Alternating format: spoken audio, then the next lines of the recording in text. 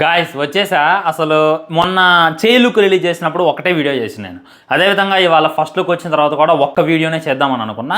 Second video ఆలోచన లేదు, కానీ ట్విట్టర్లో వచ్చేటటువంటి ట్రోల్స్, ఈ లుక్ వెనుకున్నటువంటి బ్రేక్ డౌన్స్, ఈ లుక్ వెనుకున్నటువంటి కథలు ఏవైతే ఉన్నాయో నన్ను ఇంకో వీడియో చేసేలాగైతే ప్రేరేపించేసా.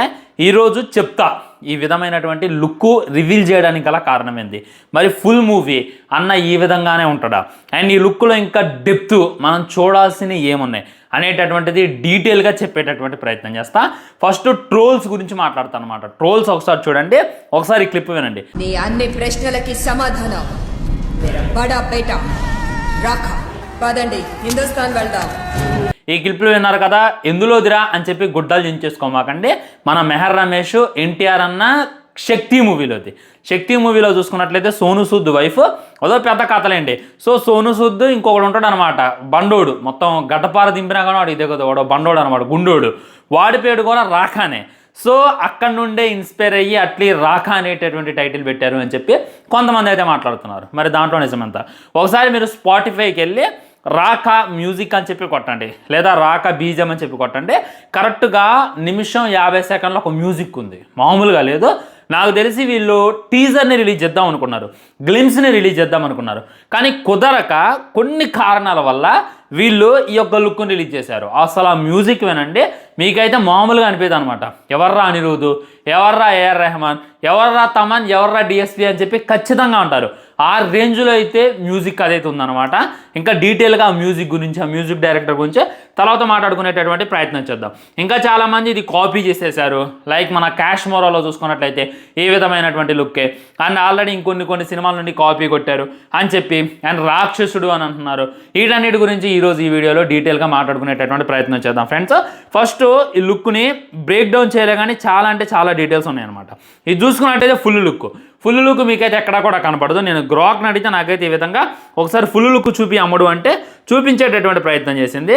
ఫుల్ లుక్ అయితే మామూలుగా లేదు భయ్య, నిజంగా కత్తి పట్టుకొని ఒక రేంజ్లో అయితే నిలబడడు, కానీ వేరే లెవెల్ ఉంటుంది అనేటటువంటి ఫీలింగ్ అయితే నాకు కలుగుతుంది. ఓకే, ఈ లుక్లో మనం జాగ్రత్తగా అబ్జర్వ్ చేసినట్లయితే ఒకసారి మీరు మొత్తం గుండు కదా, గుండుకి మన రైట్ సైడ్ అబ్జర్వ్ చేసినట్లయితే ఒక రకంగా కనపడుతుంది, అంటే ఒక రేంజ్లో ఒక ఇదిగా కనపడుతుంది అనమాట. నాకు తెలిసి అది రోబోటిక్ లాగా అనిపిస్తుంది.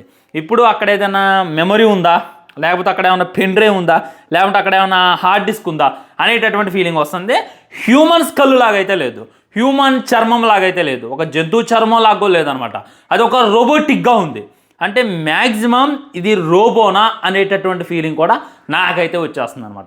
ఇప్పుడు మన అబ్బాయి చాలా రోజులుగా వినబడుతున్నటువంటి వార్త ఏంది, అల్లు అర్జున్ చూసుకున్నట్లయితే ఇందులో సైంటిస్ట్, తను కొన్ని ప్రయోగాలు చెప్తా, వచ్చేటటువంటి కథల గురించి కూడా డీటెయిల్గా చెప్తా. సో ఇది అల్లు అర్జునే, కానీ ఇది రోబో లుక్ అని చెప్పి కూడా చాలామంది అయితే కామెంట్ చేస్తున్నారు. ఒకసారి ఐస్ చూడండి, ఐస్ని జాగ్రత్తగా అబ్జర్వ్ చేసిన అవి మనిషి కళ్ళలాగా అయితే లేవు, హ్యూమన్ కళ్ళలాగా అయితే లేవు, చాలా అంటే చాలా డిఫరెంట్గా ఉన్నాయి. కింద చూసుకున్నట్లయితే డార్క్ స్పాట్స్ని అయితే మీరైతే అబ్జర్వ్ చేయొచ్చు అనమాట. ఆ వెంట్రుకలైనా, ఆ గోరులైనా చాలా అంటే చాలా డిఫరెంట్గా, చాలా అంటే చాలా యూనిక్గా ఉంది. సో మ్యాక్సిమం ఇది మనిషి కాదు, జంతువు కాదు అని చెప్పి కూడా చాలామంది కామెంట్ చేస్తున్నారు. నాకు కూడా అదే అనిపించింది అనమాట. ఎగ్జాంపుల్, బయట వినపడుతున్నటువంటి స్టోరీ నేనైతే ఒక స్టోరీ అనుకుంటున్నాను, మళ్ళీ ఇది కలవలేదు అని చెప్పి ట్రోల్ చేయమాకంటే. ఏంటంటే మన బాయ్ చూసుకున్నట్లయితే సైంటిస్ట్ అంటారు, వింత ప్రయోగాలన్నీ చేస్తూ ఉంటాడు. అయ్యి ప్రయోగాలు చేస్తుంటే తను అనుకుంటాడు, ఈ ప్రపంచాన్ని నేను శాసించాలి, ఈ ప్రపంచాన్ని నేను ఏలాలి, ప్రపంచానికి నేనంటే ఏందో చూపించాలి అని చెప్పి తన డిఎన్ఏని మిక్స్ చేసి ఒక జంతువుని అయితే తయారు చేస్తాడు. లైక్ లయన్ డిఎన్ఏని, మనిషి డిఎన్ఏని, తన డిఎన్ఏని మిక్స్ చేసి ఒక జంతువు లాంటి దాన్ని అయితే తయారు చేసేటటువంటి ప్రయత్నం చేస్తాడు. తయారు చేసేటటువంటి ప్రయత్నం చేసిన తర్వాత దాన్ని తీసుకొచ్చి ప్రపంచానికి తనంటే ఏందో చూపించుకుందాం అనుకుంటాడు. కానీ అది చూసుకున్నట్లయితే మనోడి మాట ఎందో, లైక్ అది సొంతంగా ఆలోచిస్తుంది, సొంతంగా ఏదో చేసేటటువంటి ప్రయత్నం చేస్తుంది. ఆ తర్వాత మనోడిని ఇచ్చేసేసి అదే రాఖాలాగా అవతరించి ఒక రాక్షసులాగా మారిపోయి ఈ ప్రపంచాన్ని వెళ్దామని చెప్పి డిసైడ్ అయింది అనేటటువంటి మాట కూడా గట్టిగా వినపడుతుంది. సో మన దీపిక చూసుకున్నట్లయితే తను ఆపేటటువంటి ఏకైక ఆయుధం. సో ఫస్ట్ క్యారెక్టర్ చూసుకున్నట్లయితే చనిపోతే, ఆ తర్వాత ఈ క్యారెక్టర్ సినిమా మొత్తం ఉంటుంది అనేటటువంటి కామెంట్లు కూడా చాలామంది చేస్తున్నారు అనమాట. అలా వినపడుతున్నాయి. ఓకే, స్టోరీస్ అనేటటువంటి వినపడుతూనే ఉంటాయి, మనం చూసి చూన్నట్టు వదిలేయాలి. కానీ మన అట్లీ గారు ఏం ప్లాన్ చేసింది అనేటటువంటి మనం చెప్పలేము. చెప్పలేం. నేను ఒక చెయ్యి రిలీజ్ చేయగానే దీని వెనక ఇన్ని థీరీస్ వచ్చాయి. నేను మహోతార్ అనుకున్నా, సింహపు అవతారం అనుకున్నా, జంతు అవతారం అని చెప్పి కూడా మీకు చాలాసార్లు చెప్పాను. అందులో ఒక 1% జరిగిందనమాట. అదేవిధంగా ఏదో యూనిక్గా ప్లాన్ చేయొచ్చు అనేటటువంటి ఫీలింగ్ అయితే నాకు కలుగుతుంది. ఫస్ట్ ట్రోల్స్ చూసుకున్నట్లయితే ఈ విధంగా శక్తి అది ఇది అని చెప్పి కూడా కామెంట్ చేస్తున్నారు. భయ్యా నేమ్ జస్ట్ కలిసిందంతే, నేమ్ కలిసినంత మాత్రాన మనం ట్రోల్ చేయడానికి లేదు. ఒకప్పుడు వేరే వేరే పేర్లు పెట్టుకొని కూడా ఫుల్ మూవీస్ ఉండేవి అనమాట. అండ్ డ్రాకులా అనేటటువంటి టైటిల్ పెట్టాలి, ఇంకా వేరే వేరే టైటిల్ పెట్టాలి అని చెప్పి వాళ్ళైతే అనుకున్నారు. కానీ అనుకోని కారణం వల్ల రాఖా అనేటటువంటి టైటిల్ పెట్టారు. అయాన్ అనుకున్నాం, లెగిసీ అనుకున్నాం, లయన్ అనుకున్నాం, ఇంకా చాలా టైటిల్ అనుకున్నాం. కానీ రాఖా అని చెప్పి ఇంత పెద్ద ట్విట్టర్లో ఇంత పెద్ద నిన్న ఇదున్న జర్నలిజం ఉన్న అండ్ ఒక రోజు ముందే టైటిల్ రివీల్ చేసేవాళ్ళు, అది చేసేవాళ్ళు. కానీ ఇంత మట్టికి టైటిల్ ఏంటి అనేటటువంటిది కనిపెట్టలేకపోయారంటే మూవీ టీం ఎంత జాగ్రత్త తీసుకుంది దీంట్లో అనేటటువంటిది మనమైతే ఊహించవచ్చు అనమాట. ఆ ఊహ అయితే నిజంగా నెక్స్ట్ అవర్ అనమాట. చాలా అంటే చాలా జాగ్రత్త తీసుకుంది.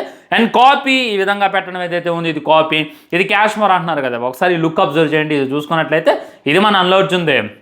నా పేరు సూర్య, నా ఇల్లు ఇండియాలో ఈ విధమైనటువంటి ఫస్ట్ లుక్నే రిలీజ్ చేసిండు. సో ఎక్కడైతే కోల్పోయినామో అక్కడ నుండే రాబట్టుకోవటం అల్లు అర్జున్కి కొత్త ఏం కాదనమాట. లేడీ గెటప్ వేసిండు అని చెప్పి గంగోత్రిని పట్టుకొని ట్రోల్ చేస్తే మళ్ళీ అదే రకమైనటువంటి లేడీ గెటప్ వేసి మళ్ళీ చీర కట్టి ఎక్కడైతే ట్రోల్స్ వచ్చాయో అక్కడ నుండే క్లాప్స్ కొట్టించుకుంటూ బాయ్. ఇది స్పెషల్గా నేను మీకు వివరించాల్సిన అవసరం లేదు. సో ఈ విధమైనటువంటి లుక్ అప్పట్లో రిలీజ్ చేస్తే సినిమాని ఫ్లాప్ చేసి కూర్చుర్రు, సినిమాని హిట్ చేయలేదు. మళ్ళీ అక్కడి నుండే రప్పించుకోవాలని చెప్పి ఈసారి బలంగా డిసైడ్ అయ్యిండు అనేటటువంటి ఫీలింగ్ అయితే నాకు కలుగుతుంది అనమాట. సోషల్ మీడియా మొత్తం ఇదే. ఒకసారి మీరు అబ్జర్వ్ చేయండి, ఇప్పటికీ 7,62,000 మంది దీన్ని విజిట్ చేయడం జరిగింది. ఓన్లీ ట్విట్టర్లో అల్లు అర్జున్ దాని గురించి చెప్తున్నా. అండ్ మన లైక్ చూసుకున్నట్లయితే 55,000 మంది లైక్ చేశారు. అట్లీ పోస్టర్ చూడండి, అట్లీ పోస్టర్స్ మిలియన్స్లో ఉంది. సోనీ పిక్చర్ పోస్టర్స్ కూడా మిలియన్స్లో ఉంది. నేను రిలీజ్ చేసినటువంటి చేలుక్ ఏదైతే ఉందో ఆల్మోస్ట్ 2 మిలియన్ వ్యూస్ అయితే సంపాదించుకుందనమాట. జస్ట్ ఫస్ట్ లుక్తోనే, ఫస్ట్ పోస్టర్తోనే సోషల్ మీడియాని అయితే తగలబెట్టిండు. సోషల్ మీడియా మొత్తం కూడా తన వైపుకు తిప్పుకున్నాడు అనేటటువంటిది క్లారిటీగా క్లుప్తంగా అర్థమవుతుంది. అది మరి బాయ్ రేంజ్. బాయ్ ఒక్కసారి డిసైడ్ అయ్యి దిగితే అపోజిషన్కి బ్యాండ్ అనేటటువంటిది మళ్ళీ మీరైతే గుర్తుంచుకునేటటువంటి ప్రయత్నం చేయాలి. నన్ను అడిగితే అల్లు అర్జున్ అన్న ఇప్పటికీ చాలా ఫస్ట్ లుక్స్ వచ్చాయి.